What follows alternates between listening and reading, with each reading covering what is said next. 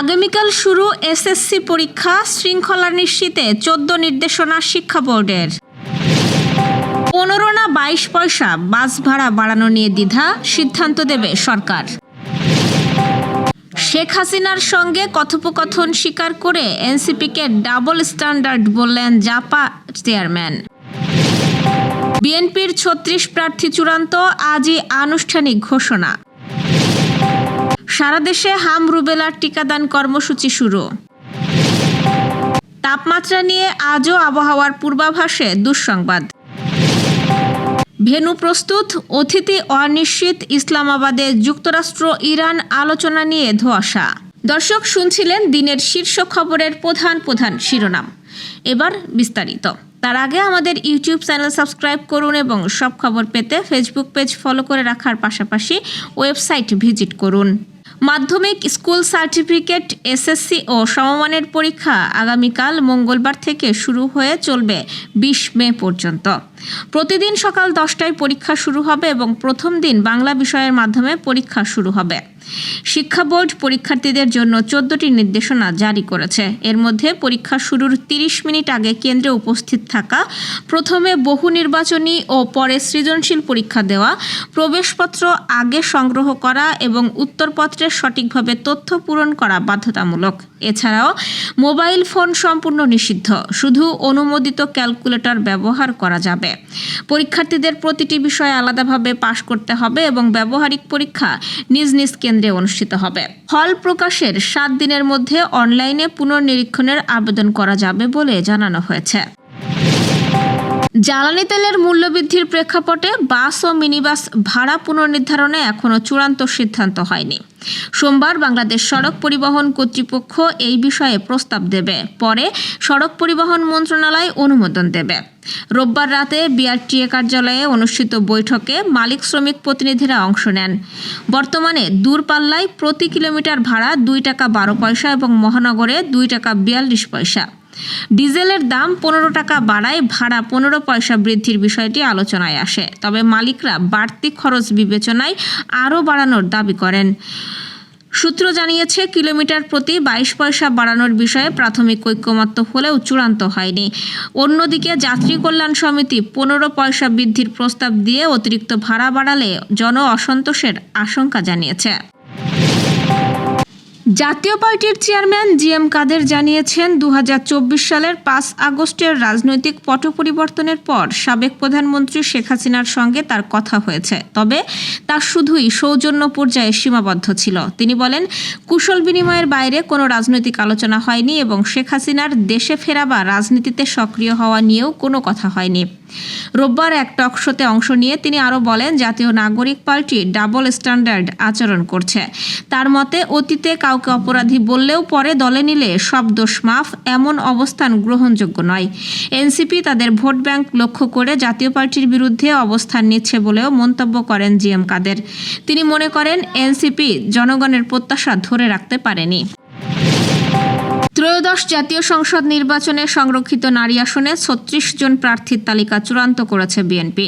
দলের হাইকমান্ড থেকে সবুজ সংকেত পাওয়ার পর আজ সোমবার আনুষ্ঠানিকভাবে এই তালিকা প্রকাশ ও নির্বাচন কমিশনে জমা দেওয়ার কথা রয়েছে। দীর্ঘ যাচাই বাছাই শেষে অভিজ্ঞ ও তরুণ নেতৃত্বের সমন্বয়ে এই তালিকা প্রস্তুত করা হয়েছে বলে দলীয় সূত্র জানাচ্ছে। দলের প্রতি অনুগত্য, ত্যাগী, রাজপথের আন্দোলনে সক্রিয় ভূমিকা, উচ্চশিক্ষা এবং গঠনমূলক বক্তব্য রাখার সক্ষমতাকে মানদণ্ড ধরে এই তালিকা চূড়ান্ত করা হয়েছে। এছাড়াও আর্থসামাজিক বিভিন্ন ইস্যুতে অবদান রাখা নারীদেরও এই তালিকায় দেখা যেতে পারে। নবীন প্রবীণের সমন্বয়ে সংরক্ষিত আসনে প্রার্থী চূড়ান্ত করা হয়েছে। এর মধ্যে যেমন অভিজ্ঞরা রয়েছে, তেমনই রয়েছে অপেক্ষাকৃত তরুণ নেতৃত্ব। তালিকায় যাদের নাম সবচেয়ে বেশি আলোচনায় রয়েছে তারা হলেন সাবেক এমপি হেলেন জেরিন খান, নীলোফার চৌধুরী মণি, শাম্মী আক্তার, রেহানা আক্তার রানু, সুলতানা আহমেদ সহ আরও কয়েকজন।